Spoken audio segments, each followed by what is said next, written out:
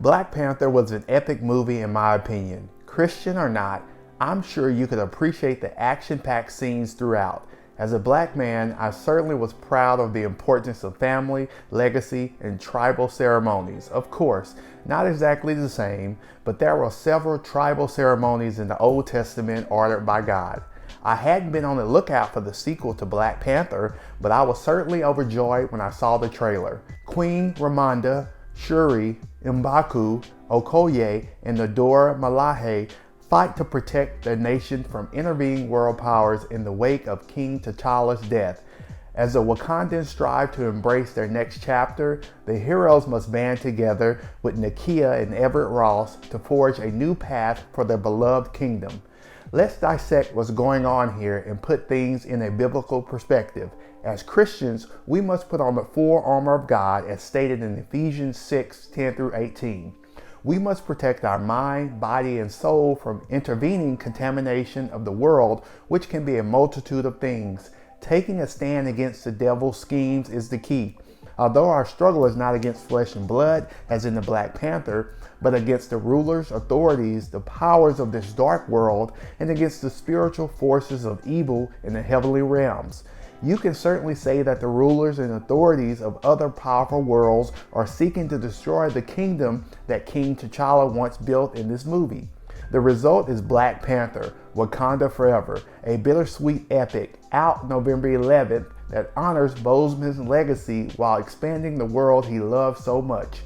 Coogler returns as director and co-writer, re-teaming with original Black Panther co-writer Joe Robert Cole, and the sequence picks up in the wake of King T'Challa's death as the fictional African nation mourns the loss of its beloved leader.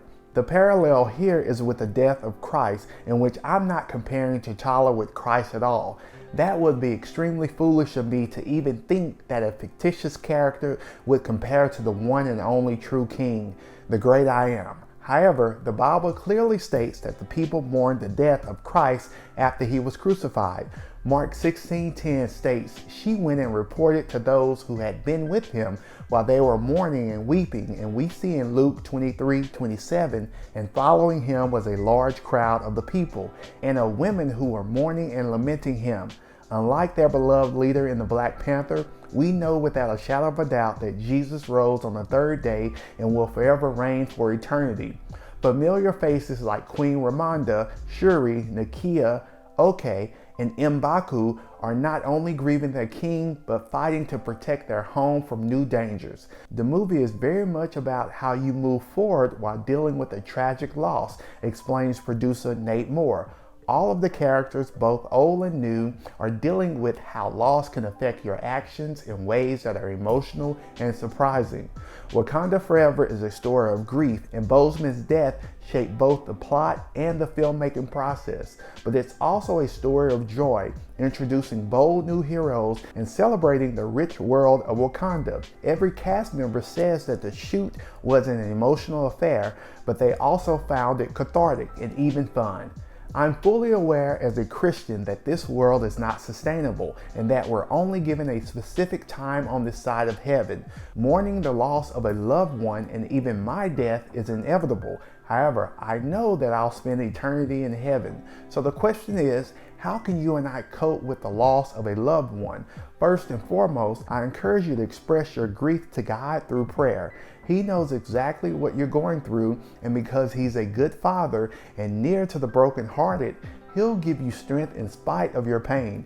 Pour out your soul to God in prayer and know that before Jesus raised his friend Lazarus from the dead, he prayed to God for strength and guidance. In addition, the Holy Spirit brings peace in the midst of the storm. Isaiah 61:2 says that the Holy Spirit has the power to comfort all that mourn. This is the fulfillment of Jesus' promise. Peace I leave you, my peace I give unto you. As I mentioned previously, Wakanda Forever is a story of joy as well. Family and friends are a big component of maintaining a new sense of joy. The battles that they're faced with only make them stronger as a people. We experience this time and time again in life, but know that we ultimately win in the end. So let me hear from you. Have you seen the trailer to the new Black Panther movie? And if so, what are your thoughts? Again, this fictional movie is in no way to be seen as a replacement to the Bible or Jesus Christ. You may even be saying, Jason, I didn't see the first, and I'm certainly not going to see this new one, and that's fine if those are your sentiments. Nevertheless, your comments below are greatly appreciated. In addition, if you're currently struggling with any personal development issues as it relates to your relationship with Christ, please email me now at lifecoachjscott@gmail.com to take advantage of your free 1-hour coaching session. It was an honor speaking with you in this video, and I can't wait to hang out with you in the next. Take care and always strive to remain set apart. Wakanda forever.